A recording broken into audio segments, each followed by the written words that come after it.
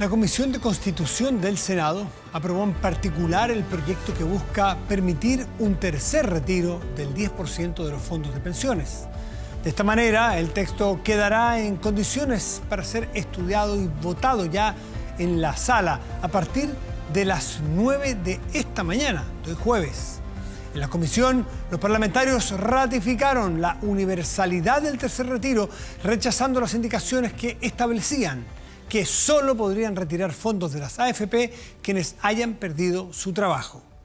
Además, ratificaron que se podrá hacer un retiro de rentas vitalicias y confirmaron que los retiros no tributarán en esta ocasión, tal cual en el primer retiro.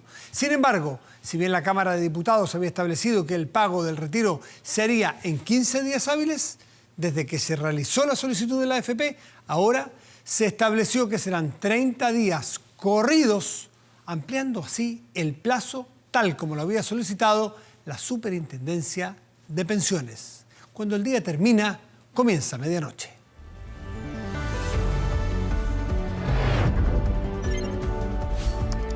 Medianoche. No solo el retiro del 10%, el tercer retiro del 10% de las AFP es cuestión de materia de discusión, debate parlamentario y político en general. También lo es un anuncio de acusación constitucional que se haría en contra del presidente Sebastián Piñera, el segundo en su mandato, en este segundo mandato. El primero no prosperó. El segundo que se haría, pero todavía no se presenta, sino que está estudiándose y ya hay bastante manifestación de los propios parlamentarios, de los partidos políticos, de los candidatos presidenciales, si apoyarían o no apoyarían una acusación de este tipo.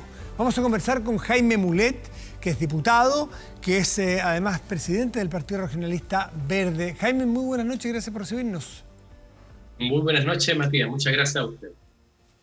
Jaime, partamos por el 10%, pese a que ha sido bastante ya debatido y conversado, pero está llegando a una fase final desde el punto de vista legislativo, porque puede tener un revés si es que en el Tribunal Constitucional así se determina. ¿Cómo lo ve usted el trámite legislativo por ahora? Bueno, el trámite legislativo, la impresión que tengo con bastante certeza es que se va a terminar aprobando en el Senado el día de mañana. Tú das cuenta ahí de que se aprobó ya en particular en la Comisión de Constitución, de manera que va a la sala. El Senado ha apurado este trámite, ya las discusiones se han hecho en los otros retiros y yo creo que mañana va a ser aprobado en el Senado, es lo que todos nosotros prevemos. El punto es si se aprueba por una amplia mayoría o más justa o menos justa esa mayoría. ¿En qué podría cambiar eso? Senador. ¿Qué puede cambiar? ¿Eso qué puede cambiar las cosas? Yo te diría la importancia política que tiene un gran respaldo, digamos, más allá del quórum exigido. Tiene más fuerza moral, no jurídica, porque la fuerza jurídica la tiene igual, basta el cumplimiento del mínimo de votos necesario. Pero obviamente no es lo mismo pasar al justo que pasar con una fuerza más allá del quórum explícito establecido en la Constitución. Entonces, creo que eso es lo que hay que ver mañana, cuántos otros senadores se suman de los que hoy día previsiblemente le están dando ya la mayoría de este proyecto para que se apruebe en el Senado, en la sala. Ahora, la otra variante o la otra variable es la de la acusación constitucional, porque todavía hasta donde entiendo, no está presentada formalmente. Hay una idea que se sociabiliza y no todos han dado el apoyo desde la oposición. ¿Cuál es su específica postura al respecto? Mire, hace tiempo que veníamos estudiando, conversando con algunos parlamentarios una eventual acusación constitucional hacia el presidente Piñera. La verdad es que hay una situación límite y yo creo que más allá, obviamente hay que ver la viabilidad, hay que ver cuántas personas se suman, pero ha habido una serie sucesiva de hechos y situaciones donde nosotros creemos que hay responsabilidad importante el presidente de la República en el manejo de la pandemia, particularmente en el manejo de la pandemia, desde la incorporación de los niños a la escuela, el tema de las vacaciones, por poner la petición que le hizo el Congreso de cerrar las fronteras, cerrar los aeropuertos, para qué decir la ayuda económica que el gobierno no ha salido, hemos tenido que usar ¿Pero este cuál sería camino. el sustento jurídico específico que usted cree que sobre el cual hay que acusar al presidente Piñera? Hoy día hay dos causales que se puede acusar al presidente de la República. Uno, haber infringido abiertamente la Constitución o las leyes, y la otra, haber comprometido gravemente la seguridad de la nación. ¿En qué infringió las leyes? ¿En qué se infringieron las leyes en su juicio? Claro, o sea, si es que se hace la acusación, esto se está estudiando, creo que hay que ser muy prolijo en eso. Por lo menos nosotros estamos participando de ese estudio con nuestros abogados, con quienes nos asesoran en esta materia también. Creemos que se puede haber, es cierto, infringido abiertamente la Constitución o la ley. De alguna manera, esas son la causal que hoy día, al menos algún grupo... Esa es la causal que se invoca, pero ¿se respalda en qué? Está estudiando eso. ¿Perdón? Esa es la causal que se invoca, que está escrita, pero hay que justificarla con un hecho. ¿Qué hecho del presidente Piñera justifica invocar esa causal? Bueno, lo que se está estudiando hoy día es algunas normas, obligaciones que tiene el presidente de la República, quien es el administrador, ¿cierto? Y quien está a cargo, el jefe del gobierno, el administrador del Estado. Y hay obligaciones del Estado, que es la causal que se está viendo, que no se han cumplido. Por ejemplo, dar protección a la población y a la familia, lo señala expresamente la Constitución en su artículo primero. No dar protección. Sí. ¿No la ha dado o no la ha dado como a ustedes les gustaría darla, o cómo creen que lo harían ustedes si fueran gobierno? ¿O no hay protección definitivamente? Bueno, eso siempre es un criterio relativo al que usted señala. Yo creo que no la ha dado, no ha existido la voluntad pudiendo darla. Lo más grave es que a juicio nuestro se podría haber dado una protección mayor, y obviamente eso hoy día no está ocurriendo. Pero debo ser bien honesto con usted, Matías, en la discusión y el estudio no está acabado. Esos son los elementos de juicio que hasta ahora, por lo menos, yo he visto y que se están analizando. Sí. Jaime, pero puede haber otros. Sí. Jaime, ¿no es peligroso establecer como forma de actuar política el que, por ejemplo, un presidente, por ejemplo, que sea negacionista, que diga aquí, ¿qué pandemia? ¿Qué pobres? ¿Qué personas sin trabajo? A decir, mire, nosotros vamos a dar con tales y tales cuales requisitos que no resulten como uno quisiera. Pero son dos escenarios distintos. Entonces se le pregunto si es bueno inaugurar un sistema o seguir adelante con un sistema de ejecución de, por ejemplo, destituir a un presidente de la República porque no actúa como a ustedes les gusta, que es legítimo que no les guste. Pero llevar a una destitución, ¿no le parece a usted que es proporcional a la falla que ustedes estiman que políticamente ha cometido el presidente?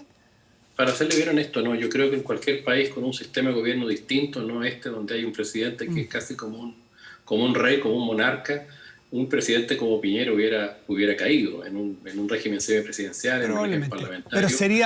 Pero sería menos crítico que cayera en un sistema como el que tenemos. No, sin duda, pero para eso está la acusación constitucional, para eso está la renuncia, porque hay situaciones límite. Habiendo recursos y no teniendo el presidente la voluntad de llegar con esos recursos, hay fondos soberanos, hay capacidad de endeudamiento todavía por parte del Estado, hay posibilidad de recaudar mayor tributación, mayores impuestos. Hay grandes, corporaciones y empresas que durante la pandemia obtuvieron importantes utilidades con ayuda del Estado, o sea, con postergación de pago de impuestos, con depreciación acelerada, instantánea, con FOGAPE ayudado por el Estado, con rebajas en los impuestos, por ejemplo, el impuesto de ley de timbre y estampilla, varios centenas de millones de dólares rebajados, postergación de pago de IVA. O sea, grandes corporaciones en este país están ganando miles de millones de pesos en medio de la pandemia, y hay otra gente que el Estado, mandado por el presidente Piñera, no los deja obtener ni siquiera sus recursos previsionales estableciendo el requerimiento. O no llega, que es lo que nos hubiera gustado a todos, con una renta familiar de emergencia, habiendo recursos de acuerdo a nuestros estudios para eso. Entonces, que la semana, Jaime, límite. Límite. El que la semana pasada, por ejemplo, el gobierno, asumiendo el error de haber puesto demasiados requisitos para las ayudas, no es que no haya puesto, porque hay 8.000 millones de dólares, entiendo, hasta donde ya se han gastado, pero con requisitos a veces efectivamente muy complejos, difíciles de entender, difíciles de ejecutar, de cumplir los requisitos. Haciendo esa autocrítica, el gobierno el otro día amplía sin requisitos el IFE al 80% de las familias que están, o de las personas que están en este registro social de hogares. ¿Esa corrección no amerita dialogar en vez de acusar, con lo crítico que significa en un país como Chile acusar a un presidente? Yo le diría que esa corrección que señala que va a cometer el presidente o el gobierno, me parece muy bien que lo haga, se le ha dicho durante casi un año al presidente, casi un año, desde la primera discusión del primer recurso que fue los 65.000 pesos que celebraba el ministro Briones y el ministro Sichel en la Cámara cuando lograron esa aprobación, con el voto en contra mía al menos, porque me parecía que había obviamente mucha mayor capacidad económica en el país, pero en ayuda de la gente. Ese bono de 65.000 pesos se tradujo en 51.000 pesos por familia.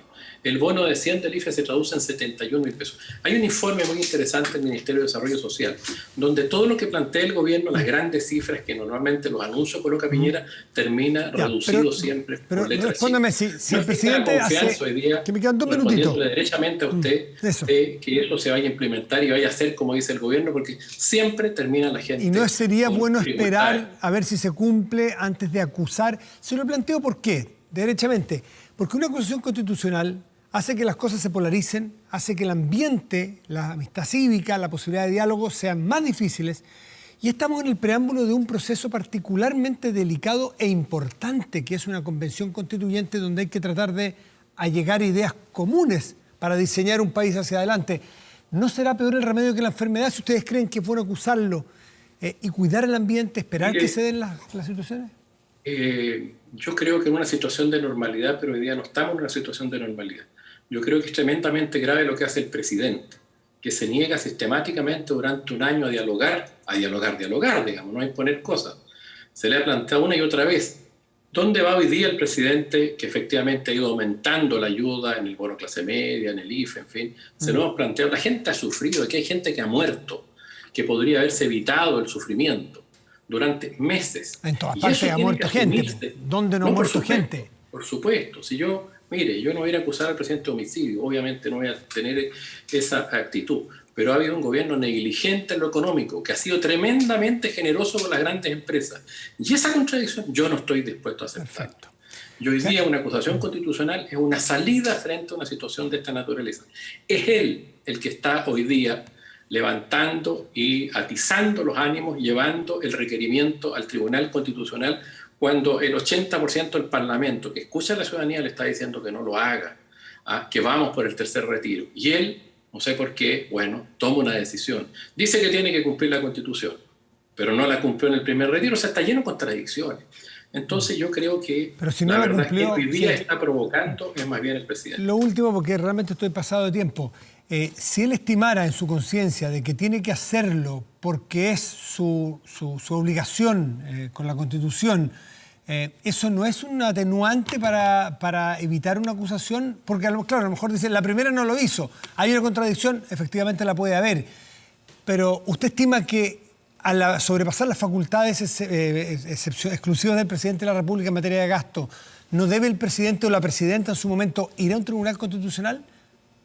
Mire, a mí no me complica. Yo creo que no es causal el hecho que el presidente haga el requerimiento. Yo le reconozco eso. No es causal para acusarlo constitucionalmente el uso de una facultad. Yo, por lo menos, soy partidario de este estudio de acusación constitucional y de ir hacia adelante por la serie de medidas en materia sanitaria que no ha tomado, pese a estar informado, y por la ayuda económica que no ha llegado. Perfecto. Pero el solo hecho de requerir al tribunal es uso de una facultad y yo en eso no me pierdo. No por eso, pero sí por lo otro. Sí por el hecho sufrir al pueblo de Chile, creo que en demasía, pudiendo haber habido una mejor consideración sanitaria y económica, y no lo hace, más bien ayuda a las grandes empresas. Y yo no estoy de acuerdo con eso y me parece grave. Jaime Mulet, presidente del Frente Regionalista Verde, muchísimas gracias por esta conversación esta noche. Que esté muy bien. A usted, Matías, muy buenas noches, muchas gracias. Buenas noches. Pausa y volvemos, espérenos.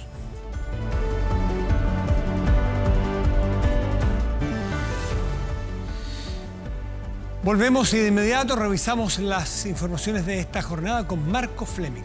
Claro, Matías, muy buenas noches. Vamos con el bloque informativo en medianoche. Con ollas y cucharas en mano, fueron cientos de chilenos quienes se manifestaron contra la decisión del gobierno de acudir al Tribunal Constitucional, esto para intentar frenar el tercer retiro de fondos previsionales, un proyecto que se sigue discutiendo en el Congreso. De hecho, este miércoles, la Comisión de Constitución despachó la iniciativa a la Sala del Senado.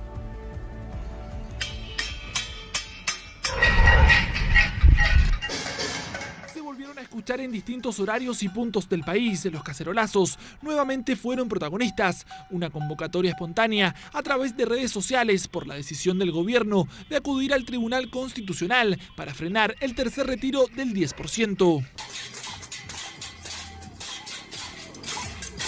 Estamos mal así, pues, amigos, en nuestra plata la verdad es que nos estamos pasando por un buen momento. Como está la gente hoy día sin platas, cesantes, deberían darlo nomás. ¿En qué piensan? ¿No salen a la calle, a las poblaciones? Horrible, hay mucha gente que estamos sin plata y más encima ese dinero que queremos retirar, el 10%, es solo para pagar deuda. Molestia generalizada que se hacía sentir este miércoles. La principal razón es que muchos aseguran que el 10% es la única forma de tener acceso a recursos, ya que no califican para beneficios estatales o el monto recibido no es suficiente. Pago 1,5 millones de pesos en la universidad y nadie me ha dado ni crédito universitario, ni plata, ni bono. Entonces, ¿cómo no voy a hacer uso de eso? Porque la mitad de mis pacientes ya no van a la consulta porque ya estamos en cuarentena. Entonces, mi sueldo se ve disminuido a 1/3. Es mala idea porque obviamente te estás metiendo con las lucas que vas a recibir en tu jubilación, pero es lo que está a mano. Si no recibes ayuda del Estado y de nadie, es la única opción. Descontento ciudadano al que los gremios de trabajadores se sumaron. La Unión Portuaria de Chile anunció un paro progresivo, mientras que desde la CUT ratificaron una convocatoria a huelga general para el día 30 de abril. Este paro como una medida de presión contra el gobierno para que deje de invocar al Tribunal Constitucional en esto. Hemos sido lo que hemos podido sostener la economía en este periodo gracias a esos ingresos. Por lo tanto, resulta insultante que el presidente de la República hoy día anuncie este requerimiento. El presidente ha sido muy claro, vamos a seguir ayudando a las familias chilenas todo lo que sea necesario. Lo haremos mediante transferencias directas, que son un esfuerzo de todos los chilenos, y seguiremos instando porque se respete la Constitución. Algo pasa en el Senado que estoy con una señal pésima y prácticamente no los escucho. Creo que es en la señal del oficialismo que hay un problema. Debe haber algún inconveniente en el oficialismo seguramente. Tensión de la calle que también se traspasó a la discusión del Senado, donde este miércoles la Comisión de Constitución despachó el proyecto. Entre los principales artículos que se aprobaron, se estableció que el retiro será de carácter universal, no se pagarán impuestos, incluirá las rentas vitalicias y que los fondos deben ser entregados en una cuota en 15 días hábiles. Y a nosotros nos parece completamente irrazonable o poco razonable que personas que nunca han perdido un peso de ingreso puedan disminuir los fondos de las pensiones. No me parece a mí, digamos, que a estas alturas del debate y de lo que se está persiguiendo con este tercer retiro, nosotros pudiéramos de nuevo colocarle y dar una señal a la gente de que le decimos que sí, pero le ponemos condiciones.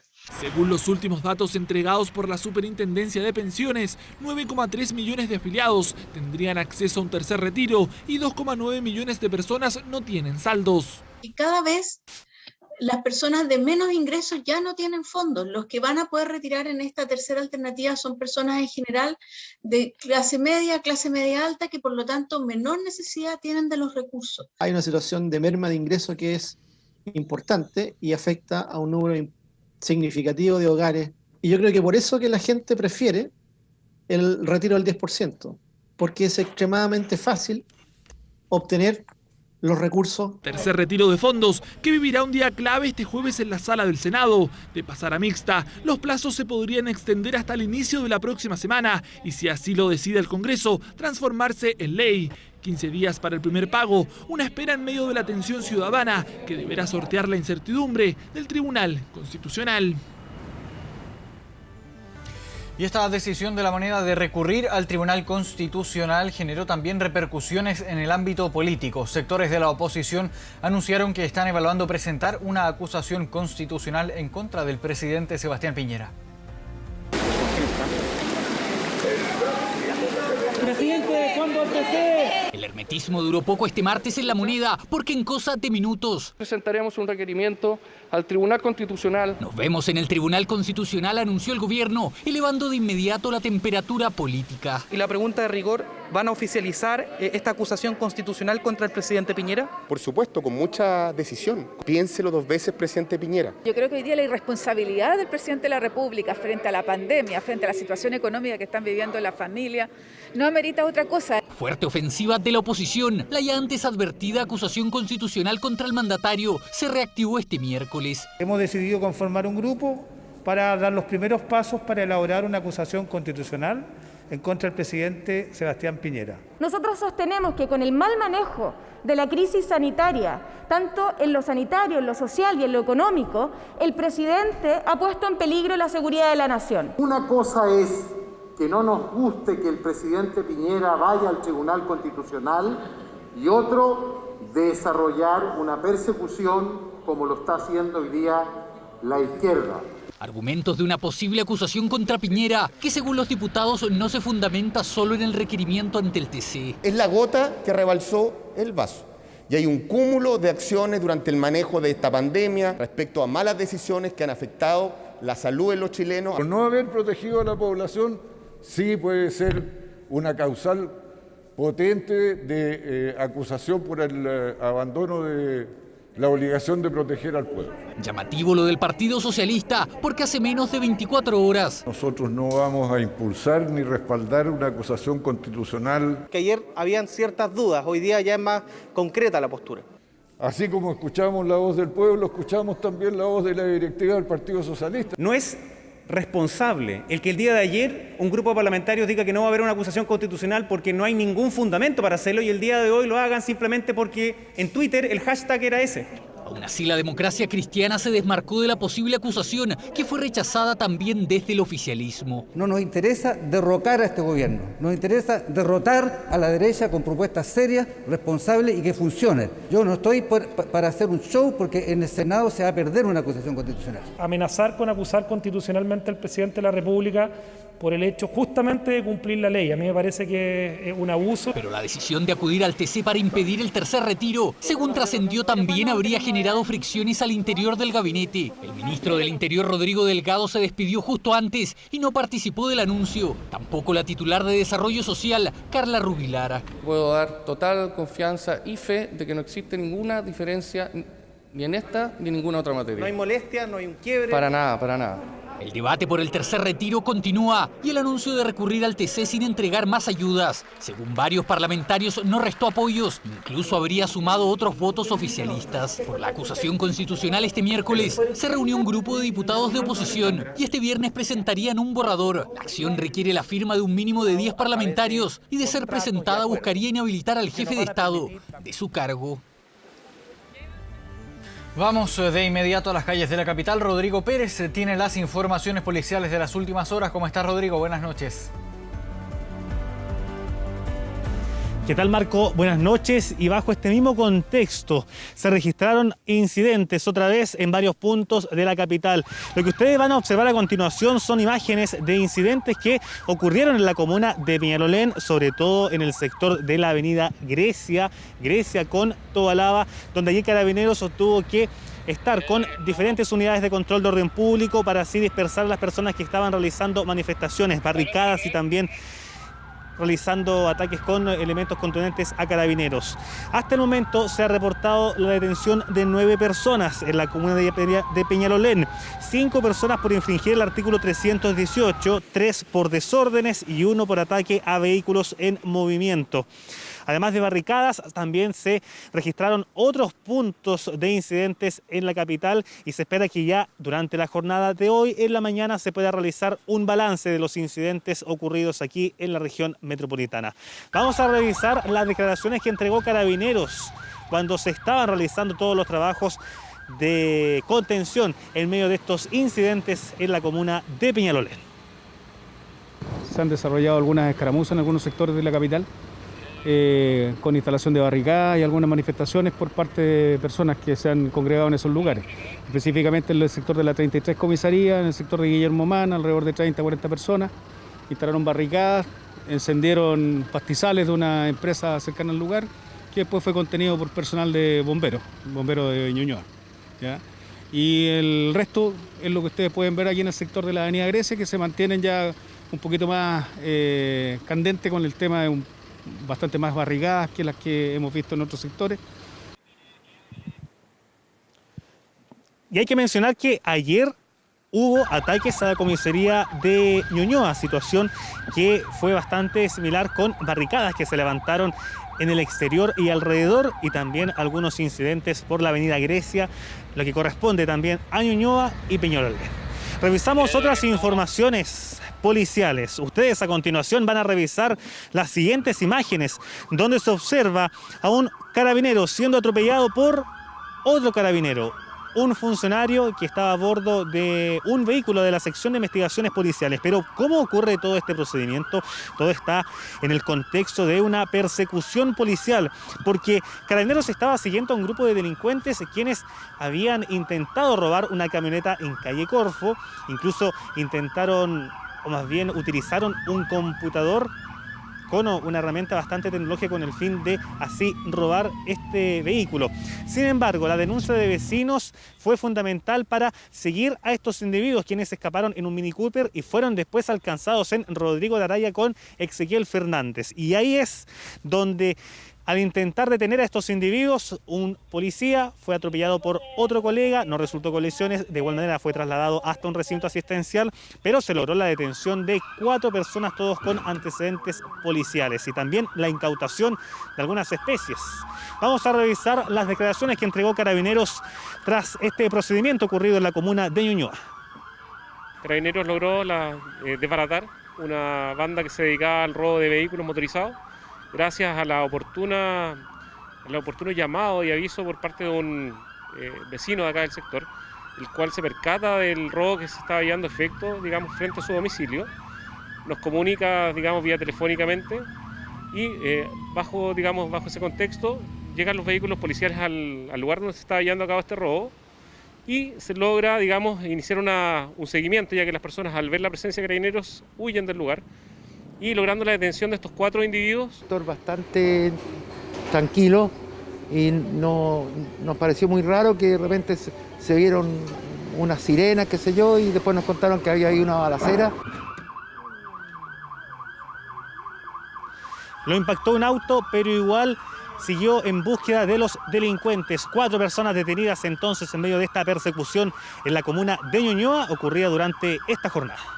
Gracias, Rodrigo Pérez, por el informe. Quedamos en contacto. Muy buenas noches. Y vamos a cambiar de tema. El ritmo de vacunación en Chile se está ralentizando, según aseguran los expertos, por sobre un 50% respecto a quienes recibían la primera dosis en marzo. Este mismo fenómeno también lo han experimentado algunos países como China, Estados Unidos e Inglaterra, quienes han elaborado diversos sistemas de incentivo para atraer a la población para vacunarse. ¿Podría ocurrir lo mismo aquí en Chile? Mire. Las medidas de control y prevención de nuevos brotes han sido todo un éxito en China. Es el país que mejor ha contenido la pandemia, pero su eficacia les ha traído un inesperado problema. Buena parte de la población está confiada y muchos ni siquiera creen que sea necesario vacunarse. Siempre ha sido más difícil vacunar a las personas de este rango etario, entre los 20 y 50.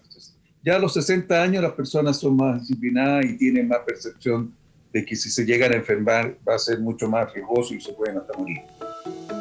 En ciudades como Shanghái y Pekín han impulsado campañas con incentivos que van desde cupones en tiendas, descuentos en el retail y hasta huevos gratis. ¿Será posible en Chile? Más de 7.800.000 personas ya han sido vacunadas, pero la cobertura con ambas dosis llega solo al 36,7%. El autocuidado es lo principal en esta cuestión. Si no hay autocuidado de las personas, estamos mal, pues yo creo que no. Más campañas, más lugares de vacunatorio. Que más incentivo de ver las cantidades de gente que muere, las secuelas con que quedan. Para algunos especialistas, el proceso se está ralentizando, una preocupación que incluso ha puesto en el debate la posibilidad de establecer incentivos como en otros países del mundo. Lo están haciendo también en Estados Unidos. Hay empresas que están dándole bonos a sus trabajadores, bonos en dinero incluso, en dólares, o días libres si vuelven con el certificado que se han vacunado. Medidas que apuntan a fomentar la participación de un grupo que no ha tenido la misma adhesión y compromiso de los adultos mayores, los menores de 50 años. El mayor incentivo está en la información. Yo creo que es importante que las personas puedan tomar decisiones que son voluntarias, personales, con evidencia científica. Aquellos países que han avanzado en las campañas de vacunación ya están teniendo resultados positivo. A la fecha ya han llegado más de 15.800.000 dosis fabricadas por distintos laboratorios.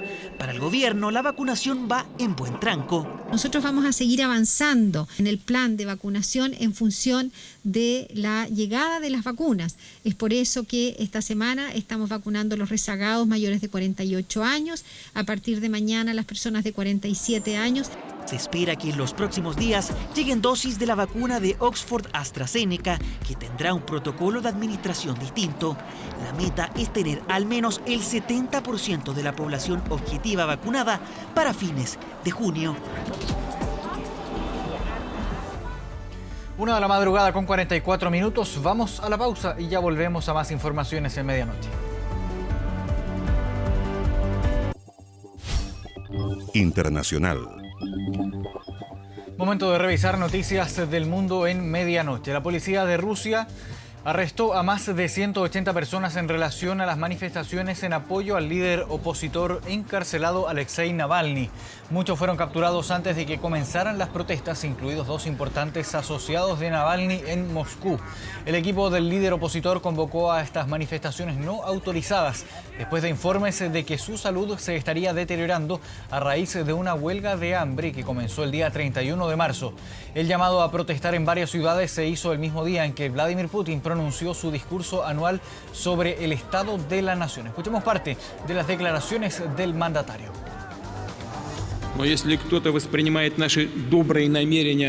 Realmente no queremos quemar los puentes, pero si algunos confunden nuestras buenas intenciones con indiferencia o debilidad y la intención de quemar o incluso volar esos puentes ellos mismos, la respuesta de Rusia será asimétrica, rápida y dura.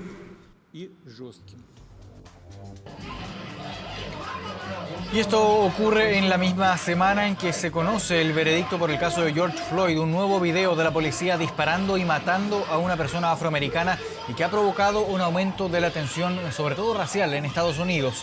El registro fue compartido la noche de este martes y en él se puede ver, como estábamos apreciando en las imágenes, a un policía disparar varias veces contra una joven de 16 años. Que según la policía habría sostenido un cuchillo. Cientos de personas salieron a las calles de la ciudad de Columbus para exigir justicia e incluso acudieron a la sede policial donde empujaron las barreras fuera del edificio.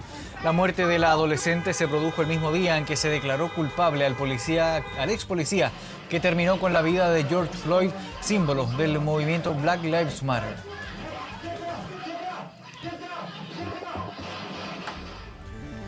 1 de la madrugada con 52 minutos. Cerramos de esta forma el bloque informativo de medianoche. Matías.